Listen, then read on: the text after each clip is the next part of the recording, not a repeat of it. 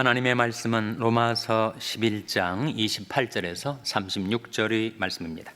복음으로 하면 저희가 너희를 인하여 원수된 자요, 택하심으로 하면 조상들을 인하여 사랑을 입은 자라. 하나님의 은사와 부르심에는 후회하심이 없느니라. 너희가 전에 하나님께 순종치 아니하더니 이스라엘에 순종치 아니함으로 이제 긍휼을 입었는지라. 이와 같이 이 사람들이 순종치 아니하니 이는 너희에게 베푸시는 긍휼로 이제 저희도 긍휼을 얻게 하려 하심이니라. 하나님이 모든 사람을 순종치 아니하는 가운데 가두어 두심은 모든 사람에게 긍휼을 베풀려 하심이로다. 깊도다 하나님의 지혜와 지식의 부요하며 그의 판단은 측량치 못할 것이며 그의 길은 찾지 못하리로다. 누가 주의 마음을 알았느뇨? 누가 그의 모사가 되었느뇨? 누가 주께 먼저 드려서 갚으심을 받겠느냐? 다 같이 읽으시겠습니다. 이는 만물이 주에게서 나오고 주로 말미암고 주에게로 돌아감이라. 영광이 그에게 세세 있으리로다. 아멘. 할렐루야.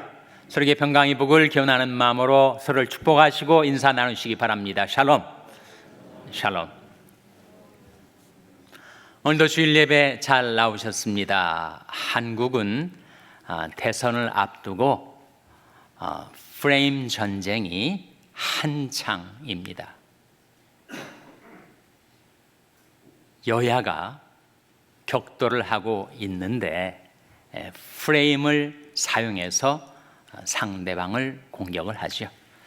야당에서는 여당 후보가 된 사람에게 사기꾼 프레임을 덮어씌우려고 하고 있습니다.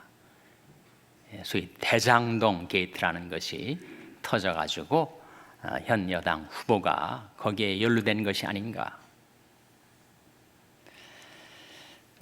이번에 경기도 지사직을 내려놓고 여당 후보로 뛰면서 그 여당 후보가 대장동을 다시 방문한 것을 두고 야당에서는 뭐라고 비평을 하느냐 하면 범죄자는 범죄 현장에 다시 나타난다라고 하는 말이 여기에도 맞는다, 그렇게 비평을 내놨어요.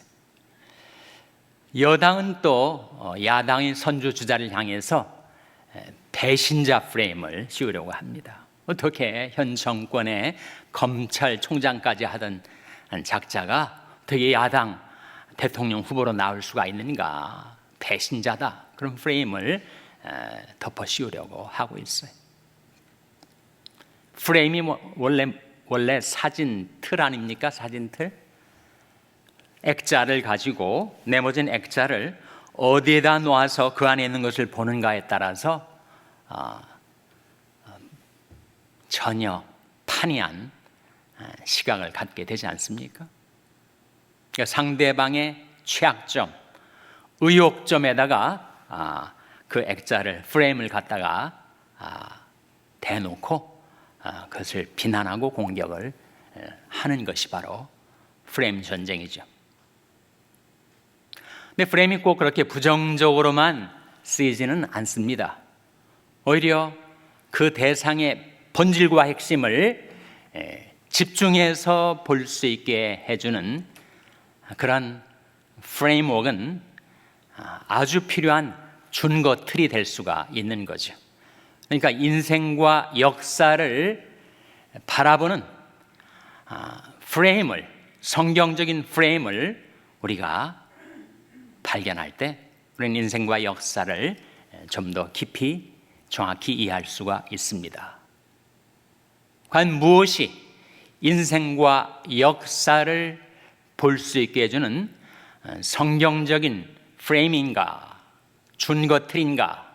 그것은 바로 창조, 섭리, 구속, 완성이라는 프레임입니다. 창조, 섭리, 구속, 완성이라는 프레임워크.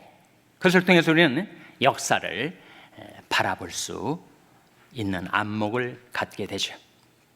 오늘 본 말씀에 바로 로마서 11장 36절에 나타나 있습니다. 우리 화면에 한번 같이 읽겠습니다. 시작. 이는 만물이 주에게서 나오고 주로 말미암고 주에게로 돌아감이라. 영광이 그에게 세세 있으리로다. 아멘. 이 말씀 가운데 이는 만물이 주에게서 나오고, 뭘 가리키죠? 창조를 가리키죠. 창조. 주로 말미암고, 뭘 가리킵니까? 섭리와 구속을 가리킵니다. 주에게로 돌아감이라, 이것은 바로 완성을 가리키죠. 만물이 주에게서 나오고 창조, 주로 말미암고 섭리와 구속, 주에게로 돌아감이라, 완성의 프레임을 우리에게 보여주고 있습니다. 하나님은 창조주 하나님. 성경의 맨 첫 장 첫 절이 뭐죠? 태초에 하나님이 천지를 창조하시니라.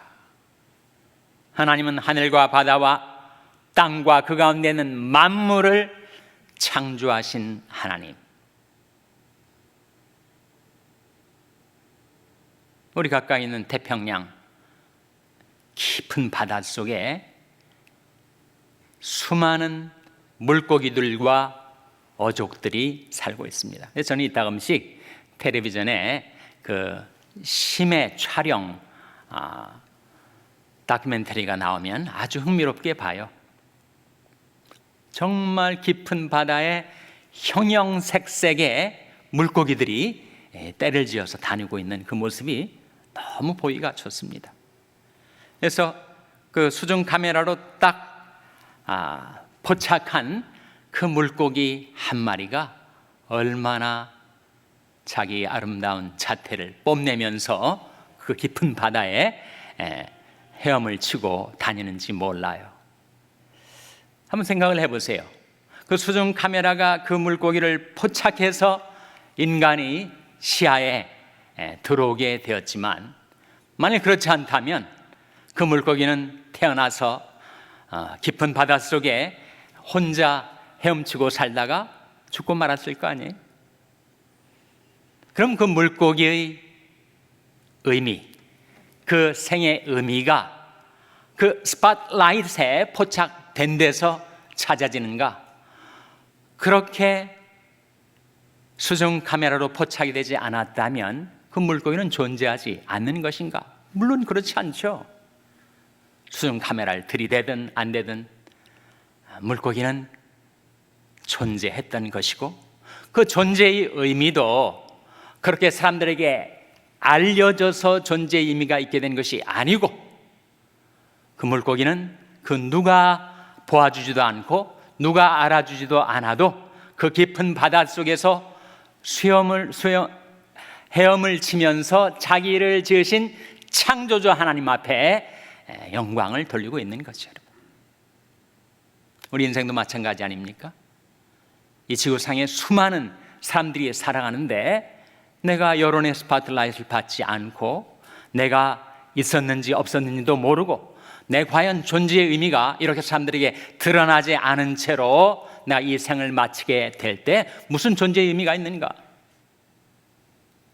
그렇게 드러나서 존재의 의미가 있는 것이 아니고, 누가 보든지 안 보든지, 알아주든지 알아주지 않든지, 나는 내 인생을 살면서 나를 지으신 창조주 하나님께 영광을 돌리며 살아가는 거죠. 그러니까 우리는 인생의 무대에서 audience of one, 한 분으로 이루어진 audience 앞에서 우리 생을 살아가고 있는 것입니다. 그것을 의식한다면 우리 인생에는 의미가 있어요. 누가 보아주든지 안 보아주든지 알든지 모르든지 나는 하나님 앞에서 나의 인생을 살아가고 있는 것입니다. 하나님은 하늘과 땅과 바다와 그 가운데 만물을 창조하신 하나님. 내가 내 영광을 위하여 창조한 자를 오게 하라.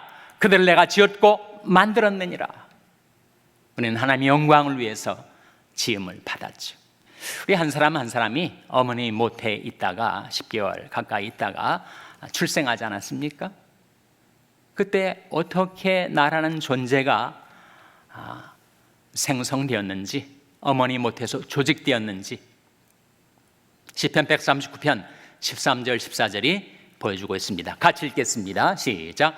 주께서 내 장부를 지으시며 나의 모태에서 나를 조직하셨나이다. 내가 주께 감사하옴은 나를 지으심이 신묘 막측하심이라. 주의 행사가 기이함을 내 영혼이 잘 아나이다. 내가 나의 모태에서 내 오장육부가 지음을 받게 된 것, 그것은 창조자 하나님께서 나를 지어주신 것이고 나를 지으심이 신묘 막측하심이라. Fearfully and wonderfully made. 그렇게 지음을 받았죠. 하나님이 신이 나를 지으셨고 전능자의 기운이 나를 살리시느니라. 하나님은 창조와 더불어 지으신 만물을 섭리하십니다. 섭리. 섭리의 섭자는 붙들 섭자. 그의 능력의 말씀으로 만물을 붙드시며, 그래서 동물이든 식물이든 심지어 광물이든 더더군다나 사람은 말할 것도 없고 만물을 하나님께서 붙들고 계십니다.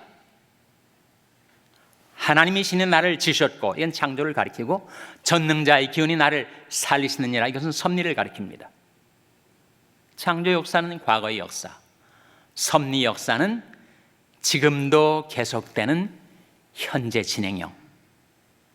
하나님이 신이 나를 지으셨고 전능자의 기운이 나를 살리시느니라. 하나님이 전능자의 기운을 우리에게 불어넣어 주시고 날마다 살아갈 새 힘을 주셔서 우리가 거동하고 활동하고 살아가고 있는 것이죠. 여러분, 섭리란 말은 그래서 창조하신 만물의 유지, 보존, 지탱의 의미가 있습니다.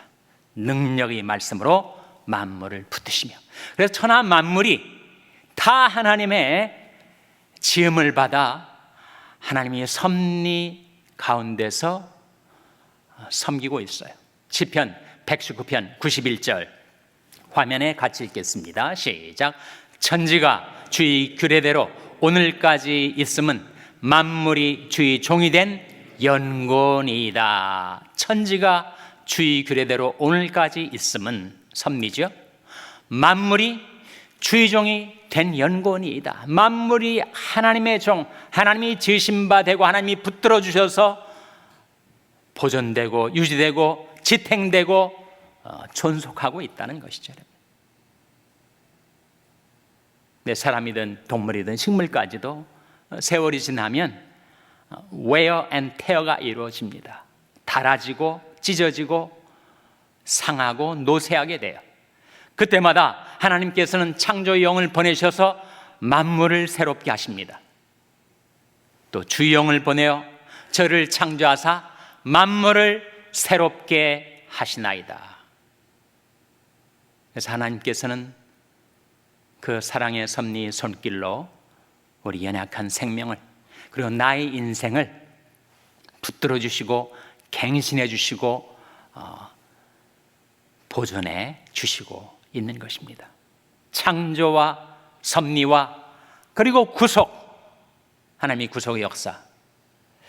성경 사도행전에 나온 말씀인데, 하나님께서 알지 못하던 시대에는 사람들을 허물지 않으셨다, 그런 말씀이 나와요. 지나간 세대에는 모든 족속으로 자기 길들을 다니게 묵인하셨다, 그런 말씀이 나옵니다. 그러나 이제는 달라요. 이제는 알지 못하던 시대에는 허물지 아니하셨거니와 이제는 사람들을 다 명하사 회개하라 하신 거죠.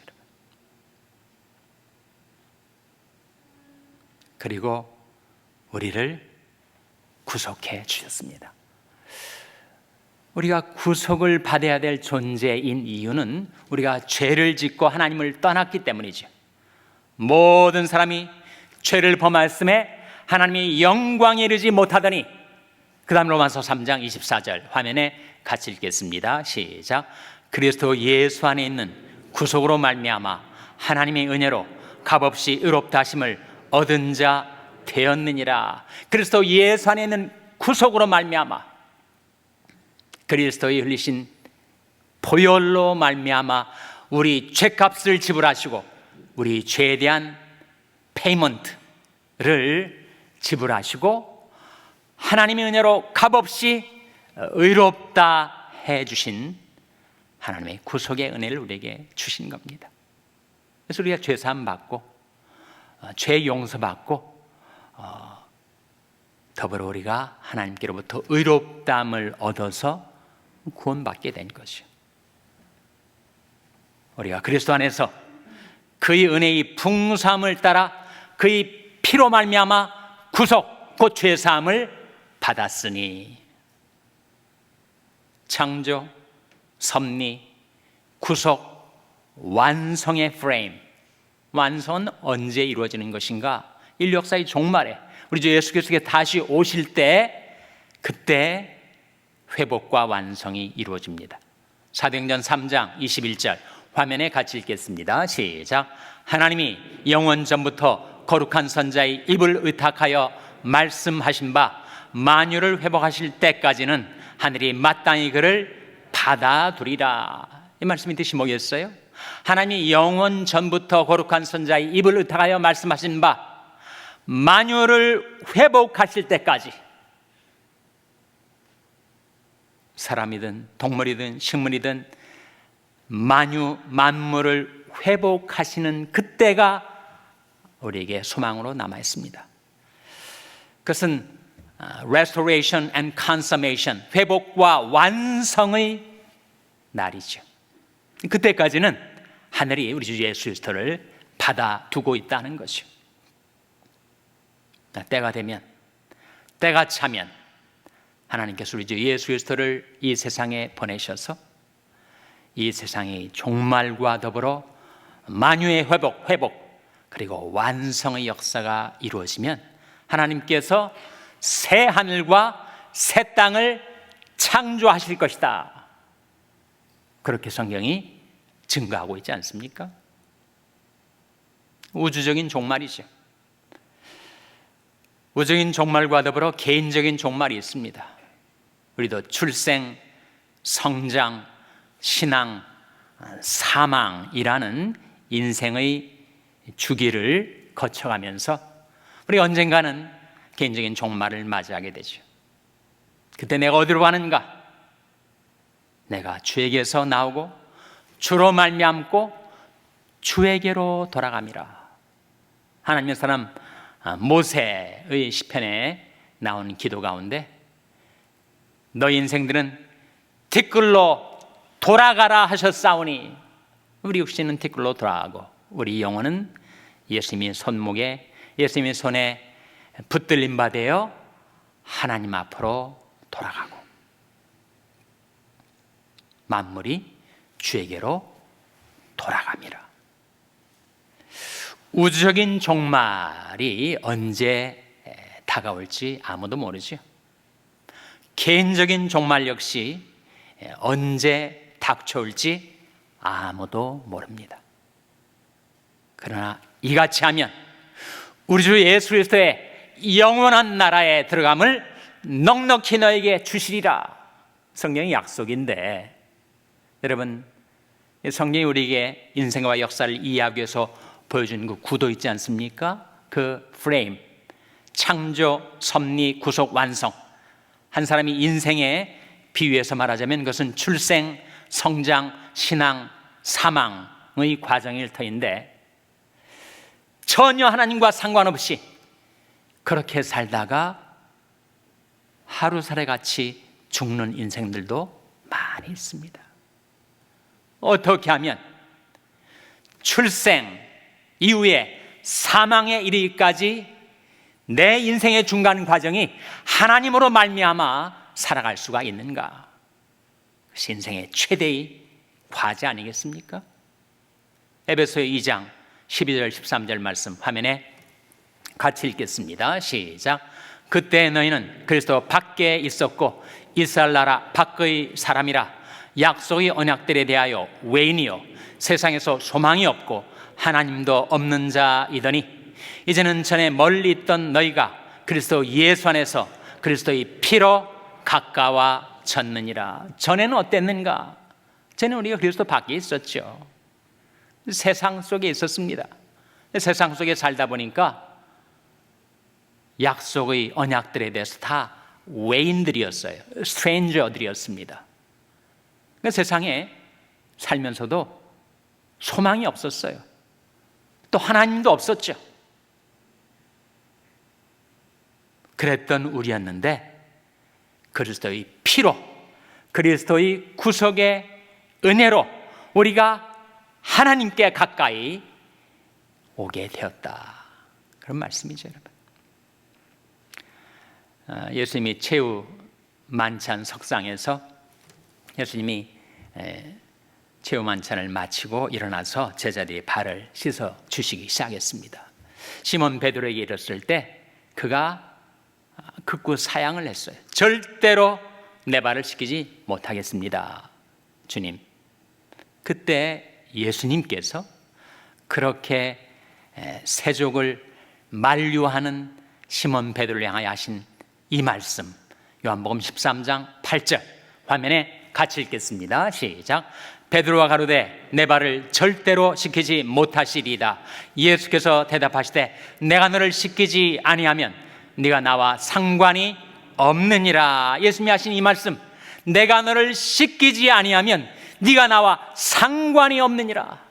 여러분, 예수님과 상관이 없는 인생, 얼마나 가련하고 비참한 인생이었습니까? 근데 누가 예수님과 상관이 있게 되는가? 누가 하나님과 상관이 있게 되는가? 바로 예수님께서 내 죄를 씻으시면, 예수님이 흘리신 피로써 나의 죄를 씻으시면 예수님과 내가 상관이 있게 되는 것이고, 그 순간부터 나는 이제 예수님과 상관이 있게 되어 나의 인생은 하나님으로 말미암아 살아가게 되는 인생이 되게 되는 것입니다. 로마서 9장 16절 화면에 같이 읽겠습니다. 시작. 그런즉 원하는 자로 말미암도 아니요 다른 박질하는 자로 말미암도 아니요 오직 긍휼히 여기시는 하나님으로 말미암음이니라. 정말 진리 말씀이죠. 그런즉 원하는 자로 말미암도 아니고, 인생이 꼭 원하는 대로 됩니까? 다른 박질하는 자로 말미암도 아니고, 노력한다고 되나요? 오직 긍휼히 여기시는 하나님으로 말미암음이니라. 우리는 하나님으로 말미암아 살아가게 된 존재입니다. 성경이 가르치시는 인생과 역사를 보는 안목, 그 프레임은 창조, 섭리, 구속, 완성입니다. 이는 만물이 주에게서 나오고 주로 말미암고 주에게로 돌아갑니다. 어떻게 내가 하나님으로 말미암는 인생을 살 수 있게 되었다고요?